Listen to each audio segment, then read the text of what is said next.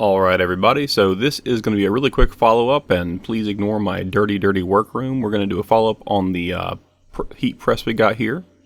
This is the PowerPress brand. We purchased this about a year ago, and as always, I like to do a big follow-up. I had a commenter say, hey, it's been a year, what's going on?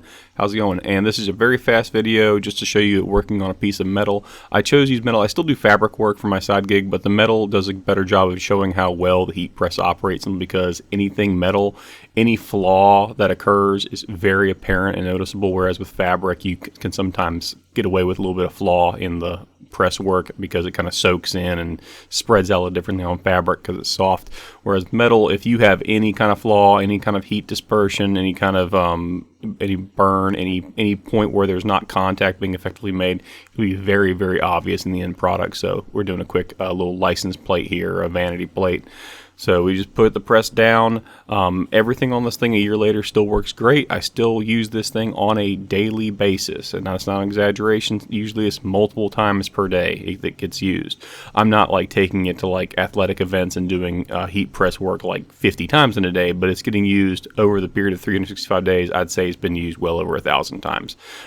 So it has been used substantially. It's been used for vinyl. It's been used for sublimation. It's been used for just about everything you can imagine that you can use this thing for. T-shirts, metal you see being done here. I make Christmas ornaments with it on metal. So it's been a very well used, and as you can see here, kind of dusty item. But overall, it's still very functional. Oh, there's a little tip right there, guys. Make sure that if you're using a well-used Teflon paper that has some ink stains on it, use some paper to buffer that. That way you can avoid getting that ink kind of transferring onto your final product. I learned that the hard way. But here you're going to see me pull it apart in just a minute once it cools down, and from there we just kind of get to see the results. And so far it's been great. No flaws, no issues. It makes a lot more of a clang noise than it used to, but that's just from the use of it. I could probably get some WD-40, but I just don't really want to spray it on there. But it still works perfectly. There's been no issue with heat. There's been no issues with fire hazards. There's been no issues with general like warping of the metal plate, anything that would cause contact issues.